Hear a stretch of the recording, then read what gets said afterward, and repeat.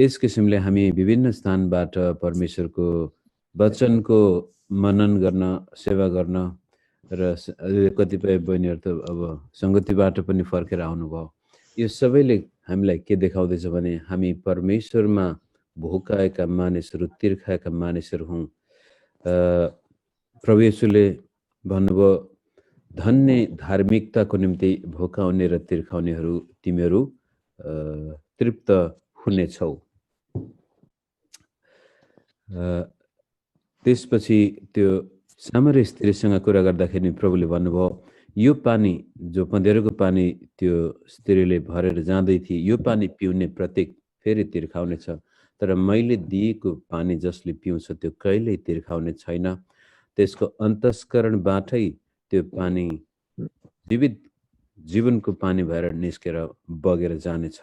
यस किसिमले परमेश्वरको वचनमा भोकाउने र तिर्खाउने मानिसहरूलाई परमेश्वरले यस्तो गजबको तृप्ति दिनुहुन्छ जो कुनै पनि कुराले चोरेर लान सक्दैन। र त्यसका साथसाथै हामी एकअर्काको लागि प्रार्थना पनि गर्छौँ। र हिजोदेखि हामी प्रार्थना गर्दैछौँ रुबिना बहिनीको लागि, जसरी उहाँको जीवनमा आएको यो एउटा ठुलो दुःखको घडी छ।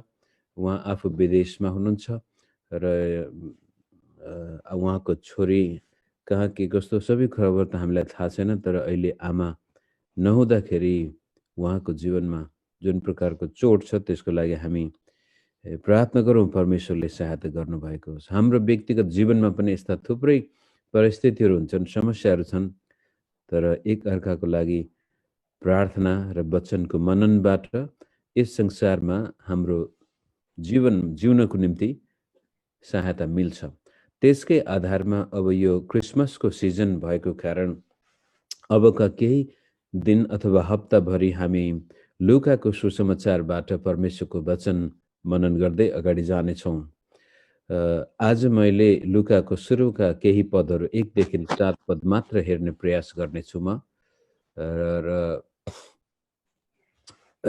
जसमा मैले शीर्षक राखेको छु तथ्यमा आधारित विश्वास। सत्यमा आधारित विश्वास, सत्य अनि तथ्य दुवै सँगसँगै जाने कुरो हो। क्रिस्चियन विश्वास एउटा ऐतिहासिक विश्वास हो र त्यसका साथसाथै यो व्यवहारिक विश्वास पनि हो। ऐतिहासिक, सत्य र तथ्यमा आधारित, त्यसका साथसाथै व्यवहारिक, अर्थात् यो 2000 वर्ष अगाडि, 5000 वर्ष अगाडि, 10,000 वर्ष अगाडिका मानिसको लागि मात्र नभएर यो तत्कालीन आज तपाईँ र मेरो जीवनमा पनि त्यति नै महत्त्वपूर्ण र काम गर्ने विश्वास हो। यदि क्रिस्चियन विश्वास केवल यो दन्त्य कथा जस्तै मात्रै हुन्थ्यो भने अरू विश्वासभन्दा केही फरक पर्ने थिएन। त्यस्ता दन्त्य कथाहरू अरू धर्ममा पनि हामी पाउँदछौँ, तर क्रिस्चियन विश्वास चाहिँ मानव इतिहाससँग निरन्तर बगिर आइरहेको विश्वास हो। व्यवहारिक हो तर सत्य अनि तथ्यमा आधारित।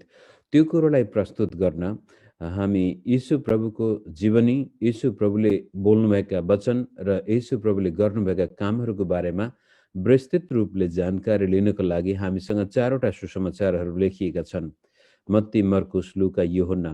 र त्यसमध्ये पनि लुकाको सुसमाचार चाहिँ बडो सरल भाषामा सम्पूर्ण मानिसलाई बुझ्ने गरी लेखिएको एउटा सुसमाचार हो। हुन त लुका आफै एउटा विद्वान व्यक्ति देखिन्छन्, उनको लेखाइ विशिष्ट खालको छ, तर उनले जुन भाषा प्रयोग गरेको छ, जुन उदाहरणहरू प्रस्तुत गर्नुभएको छ, त्यसले के देखाउँछ भने क्रिस्चियन विश्वास सर्वसाधारण मानिसको लागि लेखिएको विश्वास हो, हस्तान्तरण गरिएको विश्वास हो। र सर्वसाधारणको लागि भन्दै फेरि विद्वानहरूको लागि होइन भन्न खोजेको होइन, तर यो विद्वानभन्दा विद्वानहरूको लागि पनि हो भने सर्वसाधारण जसले कहिले अक्षरै चिनेको छैन भने पनि त्यस्तो व्यक्तिले बुझ्न सक्ने यो व्यवहारिक विश्वास हो। त्यसलाई प्रस्तुत गर्न आउनुहोस् हामी 1बाट 7 पद आज पढेर अगाडि लैजाउँ। हाम्रो माझमा घटेर पुरा भएका घटनाहरूको विवरण सङ्ग्रह गर्ने काम धेरैजनाले आफ्नो हातमा लिएका छन्। यसको मतलब लुकाले यो सुसमाचार लेख्दाखेरि कुनै अरू मित्र व्यक्तिले पनि त्यो लेखिसकेको कुरो तथ्य यहाँ देखिन्छ।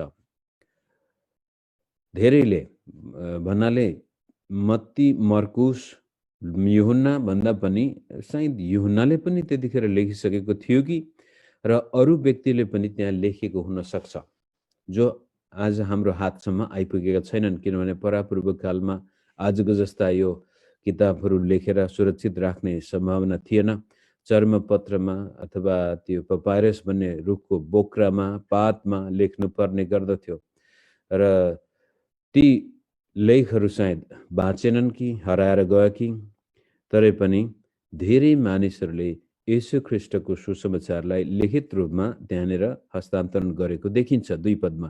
तिनीहरू जो सुरुदेखि नै वचनका प्रत्यक्ष गवाही र सेवकहरू थिए, तिनीहरूले यी कुरा हामीलाई सुम्पिदिए। अनि दोस्रो कुरो लुकाले के भन्दै हुनुहुन्छ भनेदेखि, सायद लुकाले प्रभु येशूलाई प्रत्यक्ष रूपले भेट्नु भएन।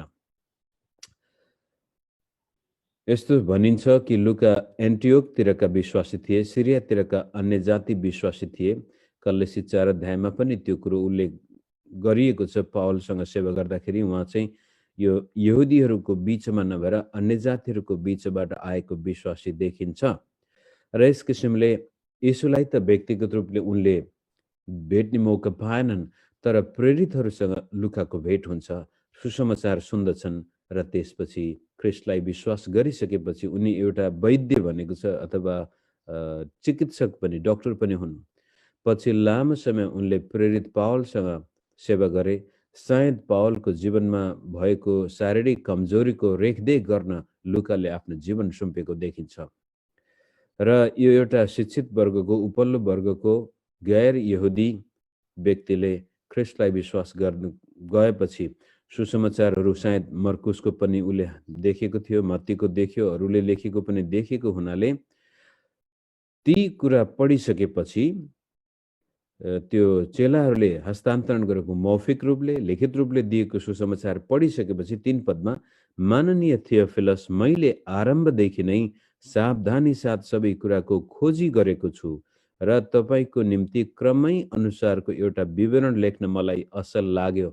त्यसपछि मत्ती मर्कुस पढिसकेपछि सायद उसलाई लाग्यो, हैन, योभन्दा अझ अलि गहिरो तरिकाले सुसमाचारलाई प्रस्तुत गर्नु पर्यो। मत्तीले त ठिकै सुरु गरेको छ, मर्कुसले अचानक यीशु ख्रिस्टको सुसमाचारको आरम्भ भनेको छ, तर मानिसले अलि गहिरो तरिकाले बुझ्नु पर्यो, अलि विस्तृत सुसमाचार मानिसमा दिनु पर्यो भन्ने उद्देश्यले उसले थियोफिलसलाई सम्बोधन गरेर भन्छ, मैले सावधानी साथ सुरुदेखि नै सबै कुराको खोजी गरेको छु। मत्तीले जे भनेको छ, मर्कुसले जे भनेको छ, त्यो कुरो सत्य हो होइन के कस्तो छ, त्यसको पनि खोजी गरेर त्यसपछि मैले अझ क्रमिक रूपले, अब यहाँ सबभन्दा क्रमिक रूपले लेखिएको सुसमाचार पनि लुकाको नै हो।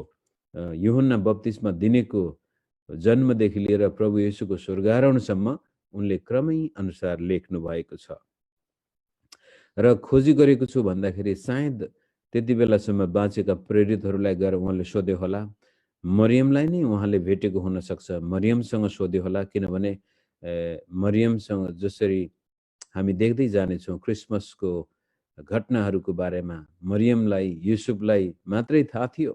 सायद युसुफ त पहिले नै यीशुको जीवनमा नै बितेर गइसकेको देखिन्छ, तर मरियमसँग र अरू मित्रहरूसँग जसले साँच्चै ख्रिस्टलाई सुरुदेखि नै देखेको चिनेको थियो, त्यो वृद्ध भइसकेका व्यक्तिहरूसँग पनि सोधपुछ गरेर, खोज तलास गरेर उनले यो क्रमिक सुसमाचार प्रस्तुत गरेका छन्।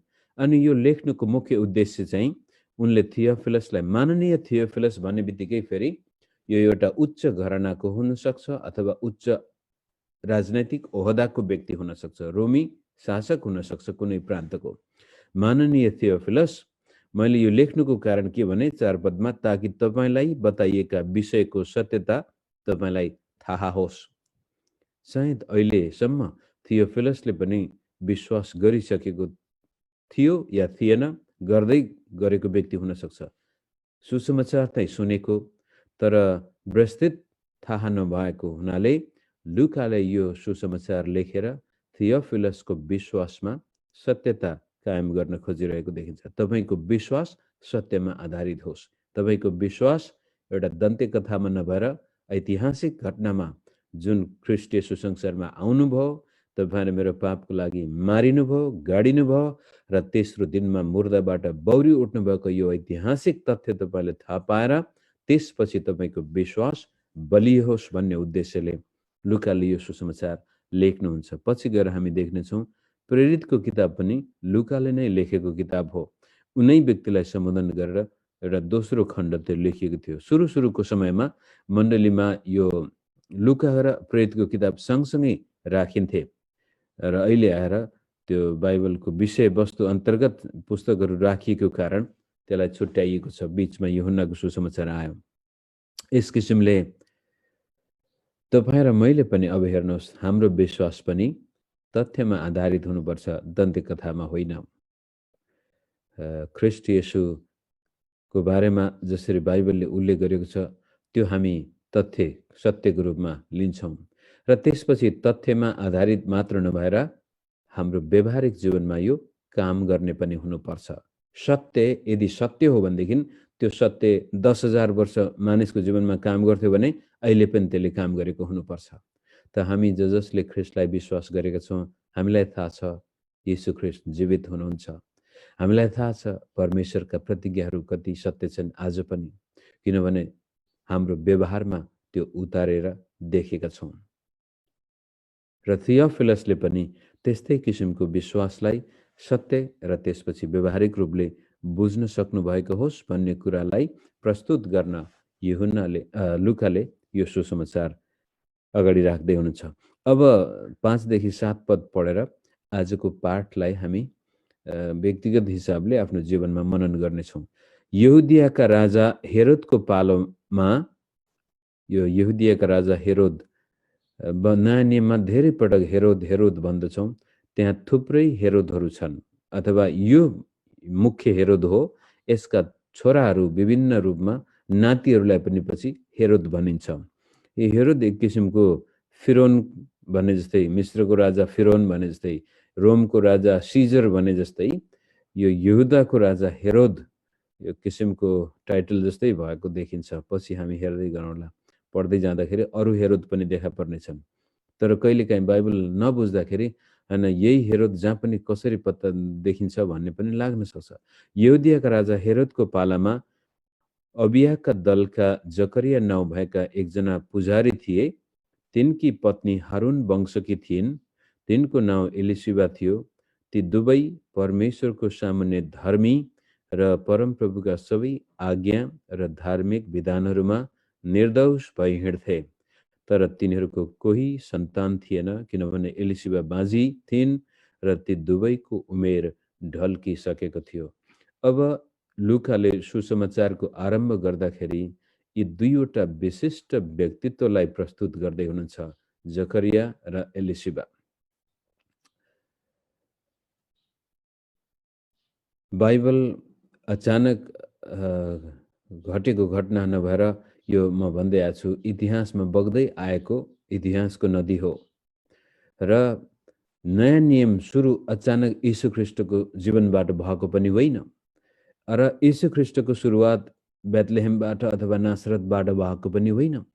परमेश्वरले सयौं हजारौं वर्ष पहिलादेखि नै मानव मुक्तिको लागि बनाउनु भएको योजना जो अगमवक्ताद्वारा अगमवाणी गर्नुभएको थियो, पहिले नै बताउनु भएको थियो, त्यसै कुरोलाई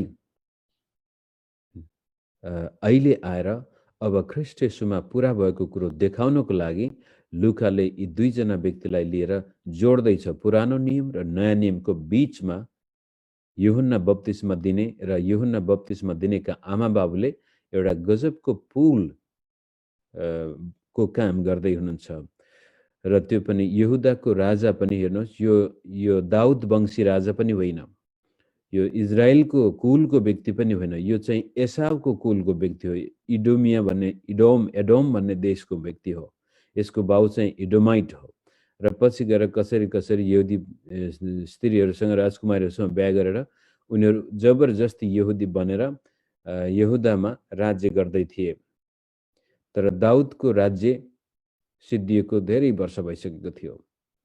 दाउदको वंशको कुनै पनि राजा त्यहाँ थिएन त्यति बेलासम्म। र यो अन्य जाति पछि गएर आधा यहुदी आधा अन्य जाति भने पनि हुन्छ। यसको पालामा मानिसहरू मन्दिरमा पूजापाठ गरि नै रहेका थिए। मन्दिरको कुरा गर्दाखेरि पनि हामीलाई थाहा छ, सलोमन राजाले बनाएको मन्दिर बाबिलोनको राजा नबुकदनेस्जरले योभन्दा झन्नै 500-600 वर्ष अगाडि नष्ट गरिदिएको थियो।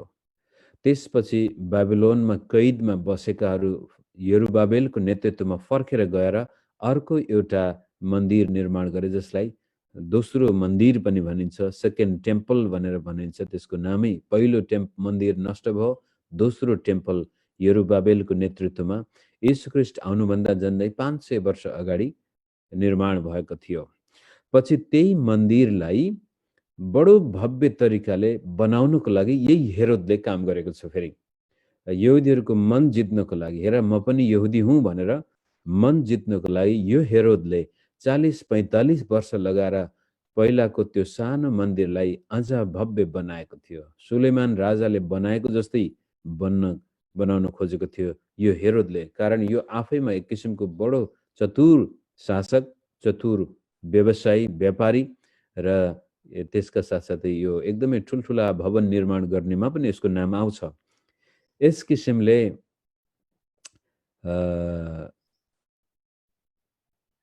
मन्दिर छ, त्यहाँ पूजापाठ छ, रीतिविधिहरू सबै चलिरहेका छन् र त्यसलाई पुरा गर्नको लागि यो हारूनको कुल अथवा लेवीको कुलको व्यक्तिहरू भनौँ, दुवैजना लोग्ने स्वास्नी दुवै पुजारी कुलकै व्यक्ति बाइबलमा कहिलेकाहीँ हामीलाई के लाग्छ भनेदेखि स्त्री जातिको स्थान एकदमै कम छ भनेर हामी लाग्न सक्छ, कारण हामी त्यस्तो संस्कृतिबाट आएका छौँ। तर बाइबलमा हेर्नुहोस्, लुकाले सुरुमै सुसमाचार प्रस्तुत गर्दाखेरि नै जकरियाको मात्र नाम लिए पनि हुन्थ्यो। जकरिया नामको एकजना पुजारी थिए, उनी लेवी कुलका थिए भने पनि हुन्थ्यो, तर तिनकी पत्नी हारून वंशकी थिइन्, अथवा लेवी भन्दा पनि अझ हारूनको वंशको पुजारी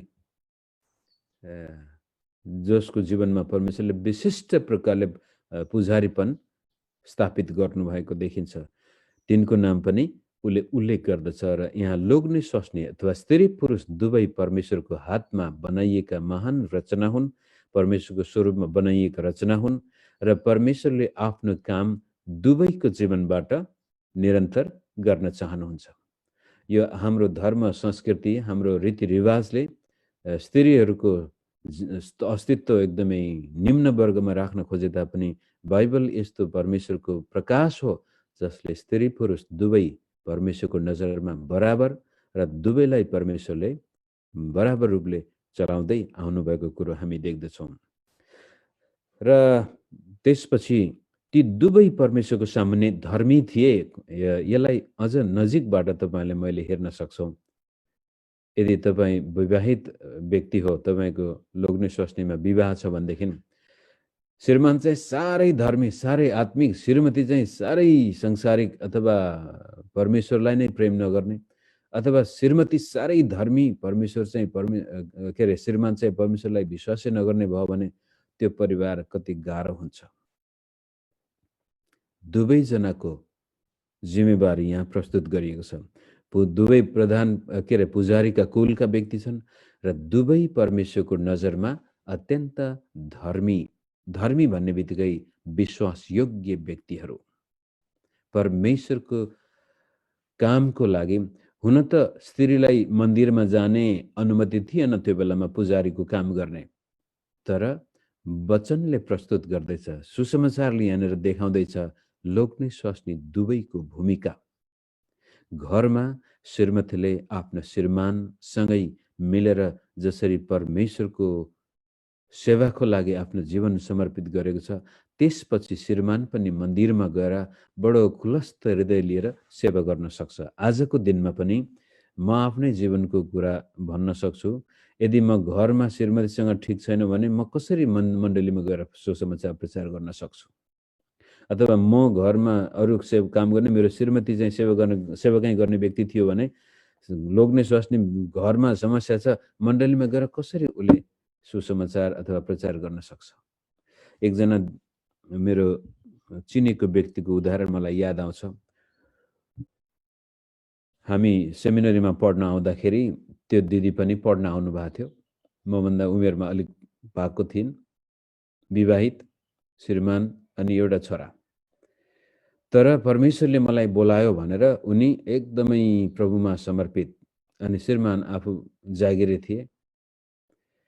पछि परमेश्वरलाई खोज्नको लागि, पवित्र आत्माको अभिषेक खोज्नको लागि महिनौं मण्डलीमा बस्ने, त्यसपछि चर्चमै त्यहाँ बस्ने कोठार थिए, चर्चमै बस्ने, उपवास बस्यो अनि सुसमाचार प्रचार गर्यो। तर लोग्ने घरमा छ, छोरा घरमा छ, वास्ता गरेन। त्यो केही समयपछि श्रीमान अर्कैसँग लागेर गयो अनि त्यो दिदी अहिलेसम्म सेवकाईमै छ, तर परिवार डमाडोल। कसलाई दोष दिने? साह्रै धर्मी हुन खोजेर पनि कहिलेकाहीँ आफ्नो कर्तव्य पुरा गर्न चुक्यौँ भनेदेखि त्यसबाट परमेश्वरको महिमा हुनुको सट्टामा झन् आफ्नो जीवनमा दुःख र परमेश्वरको महिमाको सट्टा बदनाम पनि हुन सक्छ। त त्यो दिदीलाई सम्झिने बित्तिकै मलाई थाहा छ, यदि त्यो दिदी पनि साँच्चै सेवा गर्ने थियो भनेदेखि आफ्नो श्रीमानलाई माया प्रेमसँगै बसेर छोरालाई राम्रो उद्धार दिएर पनि सेवा गर्न सकिन्थ्यो। तर किन चर्चमै बस्नुपर्ने, रात दिन उपवास बसे, त्यसपछि कहिलेकाहीँ अफ्रिका जाने, कहिले भारतमा आउने, यो कोरियाको कुरो गर्दैछु म, कहिले चीन जाने, सेवाकाईको लागि आफ्नो जीवन सुम्प्यो। भरे श्रीमानलाई बेखुसी छ, घरमा शान्ति भयो र अन्तिममा श्रीमान अर्कैसँग गयो। व्यवहारिक विश्वास, क्रिस्चियन विश्वास जहिले पनि व्यवहारिक हुनुपर्छ। म कता पुगेछु? ती दुवै परमेश्वरको सामान्य धर्मी थिए र परमप्रभुका सबै आज्ञा र धार्मिक विधानहरूमा निर्दोष भई हिँड्थे। दुवैजना लोग्ने स्वास्नी दुवैको परिचय लुकाले दिँदाखेरि बडो गजबले दिँदै हुनुहुन्छ मित्र। त मुख्य कुरो यहाँबाट के लिन सक्छौँ भने लोग्ने स्वास्नी दुवैको कर्तव्य कति महत्त्वपूर्ण छ परमेश्वरको इच्छा हाम्रो जीवनमा पुरा गर्नको लागि। तर भन्ने शब्द आउँछ फेरि 7 पदमा। तर हेर्नुहोस् है, उनीहरू धर्मी थिए, परमेश्वरका आज्ञा पालन गर्थे, कहिल्यै कुनै कुराको दोषी थिएनन्। एक आपसमा पनि त्यस्तै प्रकारको समझदारी छ, समाजमा त्यस्तै प्रकारको मान सम्मान छ। तर यो तर धेरै पटक गहिरो हुन्छ। तिनीहरूको कोही सन्तान थिएन, किनभने एलिसिबा बाँझी थिइन् र दुवैको उमेर ढल्किसकेको थियो त्यो समयमा। र आज पनि तपाईहरु, मलाई थाहा छ, यदि हाम्रो सन्तान भएन भने आज त सायद अब त्यति दुःख लाग्दो हुँदैन, तर त्यो बेलामा निसन्तान मर्नु एक किसिमको बडो दुःखको कुरो थियो। समाजले हामीलाई हेर्ने दृष्टिकोण पनि साह्रै नराम्रो हुन्थ्यो। र यी दुवै लोग्ने स्वास्नी अब वृद्ध भइसकेका छन्, सन्तान छैन। र बडो गजबको कुरो चाहिँ के छ भनेदेखि यिनीहरूमा कहिल्यै गुनासो देखिँदैन। उनीहरूले यहाँ के भन्छ भने सबै आज्ञा र धार्मिक विधानहरूमा निर्दोष भई हिँड्थे। गनगन थिएन यिनीहरूको जीवनमा। परमेश्वरले जस्तो प्रकारको जीवन दिनुभएको छ त्यसलाई यिनीहरूले स्वीकार गरेको देखिन्छ। सायद त्यसै कारण होला येशू ख्रीष्टको जन्म हुनुभन्दा अगाडि परमेश्वरको महान योजना पुरा गर्नको लागि परमेश्वरले यिनीहरूलाई छान्नु भएको देखिन्छ। त तपाईँ र मसँग सबै कुरा ठिक्क भएपछि मात्रै परमेश्वरलाई विश्वास गर्ने, परमेश्वरको वचन पालन गर्ने, बाइबल पालन गर्ने, मण्डलीमा जाने भयो भनेदेखि सायद परमेश्वरले हाम्रो जीवनबाट त्यो महान काम गर्न सक्नुहुन्न। तर जब जीवनमा दुःख कष्ट छ, आपत विपद छ र मनले चाहेको कुरो भएन भने पनि हामी परमेश्वरमा निरन्तर हिँडि नै राख्छौँ, विश्वास योग्य जीवन बिताउँछौँ भनेदेखि हाम्रो जीवनको उत्तरार्धमा पनि, बुढेसकालबाट पनि परमेश्वरले ठुलो काम गर्न सक्नुहुन्छ मित्र। त आज यो येशू ख्रीष्टको सुसमाचार र क्रिसमसको घटनालाई अगाडि लानुभन्दा पहिला लुकाले लेख्नु भएको सुसमाचारको परिचय गर्दाखेरि हामी देख्दैछौँ कसरी लुकाले एउटा विशिष्ट व्यक्तिलाई सम्बोधन गर्नुहुन्छ, तर लेख्दाखेरि सर्वसाधारणले बुझ्ने भाषामा लेख्नुहुन्छ। र यो नयाँ नियम र पुरानो नियमलाई जोड्दाखेरि, पुरानो नियममा जुन यीशुको लागि गरिएका प्रतिज्ञाहरू पुरा हुँदै गरेको बेलामा जोड्दाखेरि दुईजना यस्ता व्यक्तिलाई छान्नुहुन्छ, एउटा लोग्ने स्वास्नीलाई छान्नुहुन्छ जो आफ्नो जीवनमा खिन्नता थियो, समाजले हेर्ने दृष्टिकोण राम्रो थिएन र सबलाई मनपर्छ आफ्नो सन्तान हुनु, अब्ताली भएर मरेको कोही पनि चाहँदैन थियो। तापनि उनीहरूले परमेश्वरप्रति आफ्नो विश्वासमा कहिले पनि दोष अथवा आँच आउन दिएको जस्तो लाग्दैन। आफ्नो सेवामा निरन्तर लागेको देखिन्छ र भोलि हामी देखौँला कि कसरी जकरियाको जीवनमा परमेश्वरले अद्भुत काम गर्नुहुन्छ। उनीहरू दुवै श्रीमती बाँझी र उमेर पनि गइसकेको, अब उनीहरूको जीवनमा आशा थिएन, तर प्रभुले ठुलो काम उहाँहरूको जीवनबाट गर्नुहुनेछ। यति भन्दै आज मेरो यो वचनको मनन म यहीँ राख्छु र तपाईँले यहाँबाट के लिन सक्नुहुन्छ भनेदेखि मेरो र तपाईँको जीवनमा प्रभुले जुन काम गर्न चाहनु भएको छ त्यो काम पुरा हुनको लागि तपाईँ र मेरो आचरण, तपाईँ र मेरो एटिट्युड भन्छ अङ्ग्रेजीमा, स्वभाव र तपाईँ र मेरो सोच विचार निर्दोष छ, विश्वासयोग्य छौँ, प्रभुले जे दिनुभयो त्यसैमा सन्तुष्ट छौँ भने प्रभुले अझ बढी हाम्रो जीवनमा आफ्नो महिमा लिनुहुन्छ।